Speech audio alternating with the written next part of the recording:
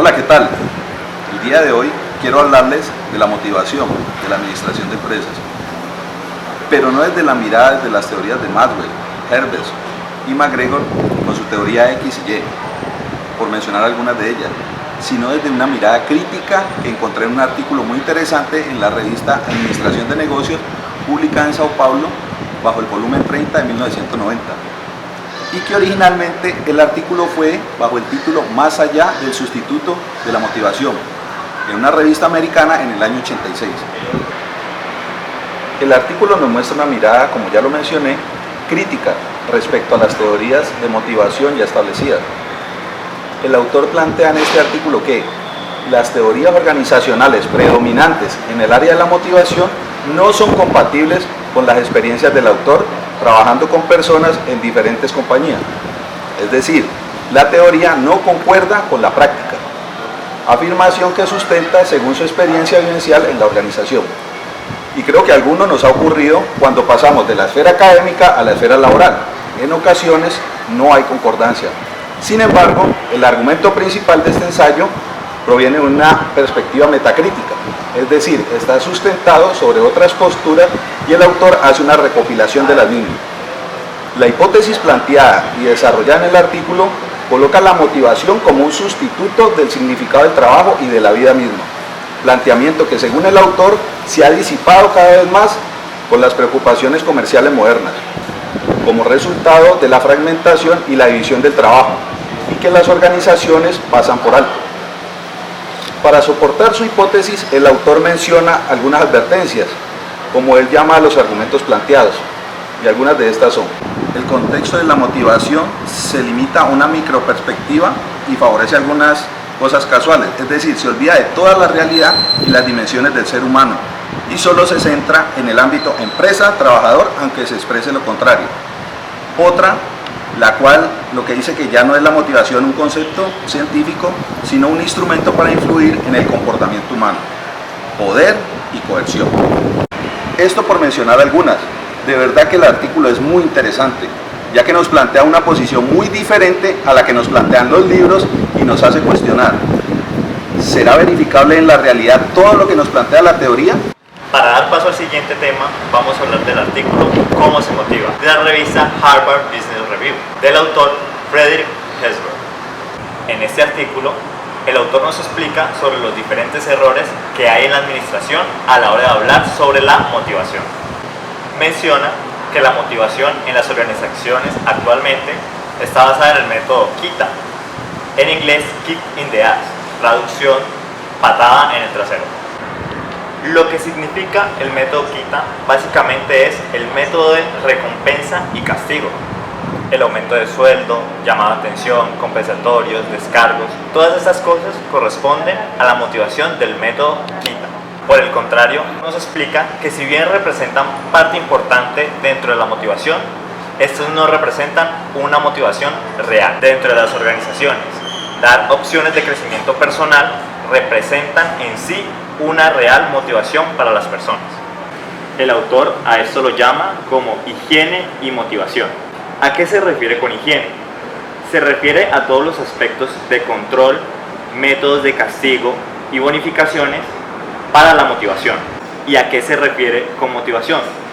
Como lo habíamos dicho antes, se refiere a todos los aspectos de crecimiento personal, social, laboral y psicológico que realmente motivan a las personas a realizar sus actividades. Al tema de la motivación, yo me voy a referir acerca de un artículo que encontramos en la revista Psicotema, titulado El burnout y las manifestaciones psicosomáticas como consecuencia del clima organizacional y la motivación laboral. Este trabajo es una investigación donde se analiza cómo el modelo de las características del puesto y el clima organizacional se funden para dar como consecuencia el burnout y la motivación. Los estudios de este artículo, de este trabajo de investigación, tienen como objetivo, primero, determinar si las variables del modelo de las características del puesto son predictivas del burnout y de las manifestaciones psicosomáticas. Y segundo, examinar si el clima organizacional son predictivos también de estas manifestaciones psicosomáticas y del burnout. Debemos tener en cuenta que el modelo de las características del puesto son 5. La primera es la variedad de la tarea. Segundo es identificar la tarea. Tercero, la importancia de la tarea. Cuarto, la retroalimentación. Y quinto, la retroalimentación que recibe el trabajador del puesto. La investigación se llevó a cabo realizando una encuesta a 400 personas, de las cuales se tomaron 137 cuestionarios solamente, en el cual el 40.7% eran hombres y el 59.3% eran mujeres. Y el rango de edad entre estas personas era de entre 19 y 55 años, siendo la media de edad de 32.8 años.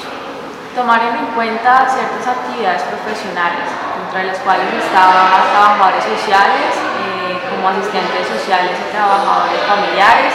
En el estudio también se tomó en cuenta la actividad de los profesionales y la antigüedad en la que las personas llevaban su profesión. Lo que nos interesa en esta investigación verificar es hasta qué punto la motivación tiene un valor preventivo en el ámbito de los recursos humanos. Es decir, hasta qué punto el clima organizacional y la motivación inciden. Entonces, en primer lugar, que se confirma el primer objetivo, tanto para el burnout como para la psicomodelización. En segundo lugar, las variables del modelo y las características del puesto sí son más preventivas. Por tanto, contribuyen mayormente a la salud laboral que las dimensiones climáticas utilizadas. Vamos a continuar con el tema, pero esta vez vamos a hablar de la motivación en cuestiones de productividad, de eficacia y de eficiencia.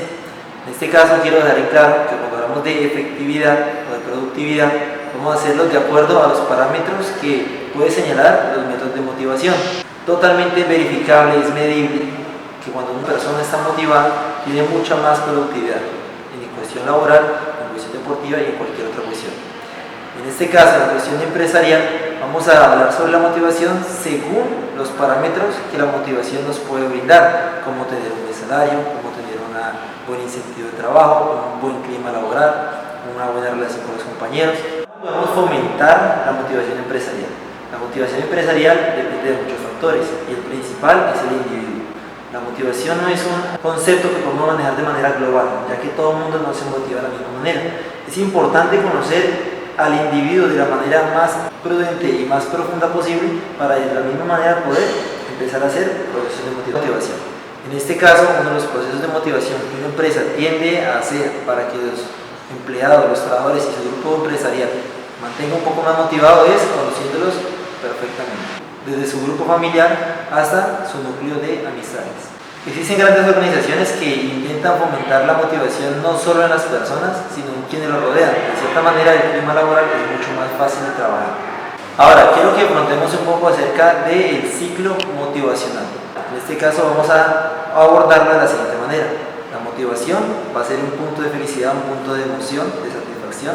El punto cero es un punto neutro y el punto desmotivacional va a ser el segundo punto. En este caso, no siempre afrontamos con los trabajadores desde el punto neutro, punto cero. Muchas veces los cogemos desde el punto desmotivados.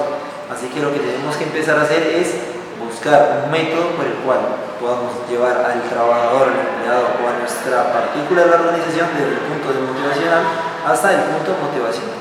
Para eso tenemos varias herramientas. Lo principal será buscar el punto de inflexión por el cual podamos ayudar a los estímulos de la persona para que trabaje de manera más productiva.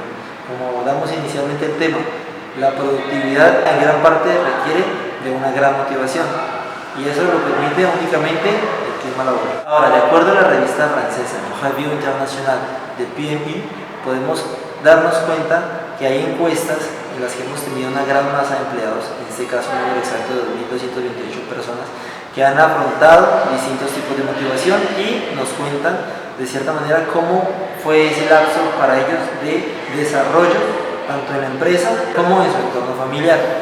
¿Qué de cierto tiene que el entorno familiar y el entorno social influye demasiado en la motivación personal? Por último, vamos a tocar un punto llamado llamado la motivación dirigida al logro. La motivación dirigida al logro lo que busca esencialmente es poder coger un grupo de personas, motivarlos, y esa motivación tiene que ser totalmente dirigida a un objeto específico. De esta manera, cuando empezamos a desarrollar las estrategias, sabemos que podemos medirlas de acuerdo a ciertas fases que hemos planeado previamente a este proceso de motivación. Ahora, como último, y para culminar esta presentación, vamos a concluir que la mejor manera de tener motivada a una persona de manera empresarial va a ser dándole suficientes razones para desear hacer muy bien su trabajo.